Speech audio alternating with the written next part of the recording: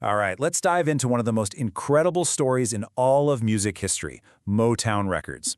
Now, this isn't just about a bunch of great songs. It's the story of a system, a revolutionary idea, a hit factory that was built with the same kind of precision as a Detroit assembly line. I know, it's a weird question, right? What on earth does a car factory have to do with pop music? Well, the answer is pretty much everything. And that idea right there is the key to understanding how this small black-owned record label in a divided America completely took over the world and created what they called the sound of young America. So, to really get the genius of Motown, we've got to go back to the late 1950s. The founder, Berry Gordy Jr., was staring down a huge problem. The music world, just like the rest of the country, was completely segregated. Radio stations were split along racial lines, and what they called race music was almost never played for mainstream white audiences. But Berry Gordy, he wasn't thinking small. His vision was, frankly, audacious. He wanted to make music that would just smash through those racial barriers. Music that white kids and black kids could listen to and dance to together. He was aiming for a sound that belonged to absolutely everyone. And here's where he was a true visionary. He knew he had amazing singers and brilliant songwriters. The raw materials were there. But to get his artists on mainstream TV, to get them booked in the fancy clubs, they needed more. They needed to be polished, sophisticated. They had to be so professional that no one could possibly deny them. So, what's his big idea? Well, he looked right outside his window at the biggest industry in his city, cars. Gordy had actually worked on an assembly line for Lincoln Mercury, and he thought, why can't we do that with artists? He was literally going to build superstars, piece by piece, just like a brand new car. And this right here was the engine of the whole machine, the artist development department. Think of it like a finishing school, and get this. It was mandatory, no exceptions. If you signed a contract with Motown, you weren't just heading to the recording booth, you were going to class. The whole point was to turn that raw talent into a complete, undeniable, globally marketable package. So, did this crazy idea actually work? Well, just look at this number. By 1966, Motown was an absolute powerhouse, pulling in $20 million. I mean, the assembly line wasn't just churning out stars, it was generating a mind-boggling amount of money. It was proof that Gordy's industrial model for making music was a spectacular success.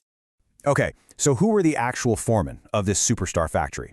Well, Gordy put together this brain trust of total pros, a team of experts who were in charge of every single detail of how an artist looked, moved, and talked. They were the ones who created that iconic Motown look. And what a team it was. You had Harvey Fuqua running the whole show, Maurice King handling all the musical arrangements, Cholly Atkins inventing those signature dance moves, and, maybe most importantly, Maxine Powell teaching them etiquette and class. Every person was a master of their domain, focused on perfecting their part of the final product. And this quote, wow, it just says everything about the level of ambition here. Maxine Powell wasn't just teaching these kids from the Detroit projects which fork to use. She saw them as future world ambassadors. She was literally training them to perform for royalty, to stand on the biggest stages imaginable. And her curriculum was no joke. I mean, she taught them everything. How to hold a mic so you didn't look like you were eating it, how to walk with grace, how to nail an interview, and yeah, even how to get through a formal dinner. The point wasn't to change who they were. It was to give them the confidence and the tools to own any room they walked into. Now, while Maxine Powell was handling the poise, Cholly Atkins was all about the movement, and he came up with this brilliant concept he called vocal choreography. The idea was pure genius: create these sharp, synchronized dance routines that looked amazing but were economic, meaning the artist could do them without running out of breath. They could sing perfectly and dance their hearts out all at the same time. And you don't have to take my word for it. Just listen to the artists themselves. Otis Williams from The Temptations just hit the nail on the head. It was all about getting the biggest possible visual punch while being as efficient as possible for the vocals. That kind of precision is what made groups like The Temptations absolute legends on stage. Okay, so we've seen the system and we've met the teachers. But what about the proof? Well, there is no better example of the power of the Motown machine than what it did for 3 teenage girls from Detroit who would become the biggest female group in the world, the Supremes.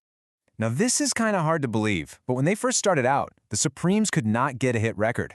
Seriously, they released 8 singles, and every single one flopped. Around the Motown offices, people actually called them the no-hit Supremes.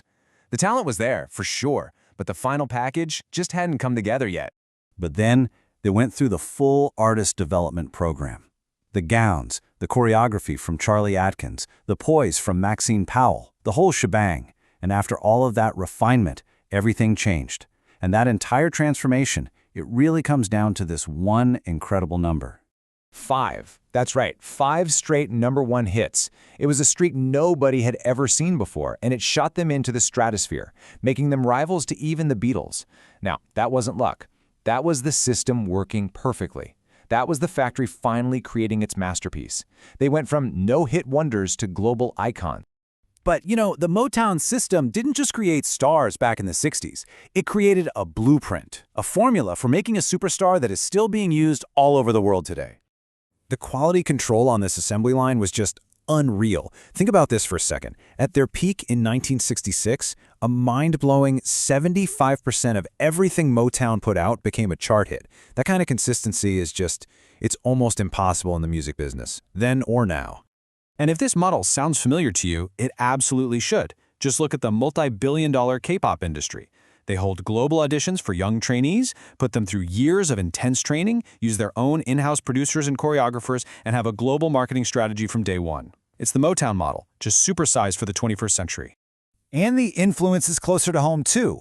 That focus on tight harmonies, slick choreography, and those glamorous, coordinated outfits you saw in 90s R&B groups like In Vogue and, of course, Destiny's Child, that comes directly from the playbook the Supremes and Motown wrote decades earlier.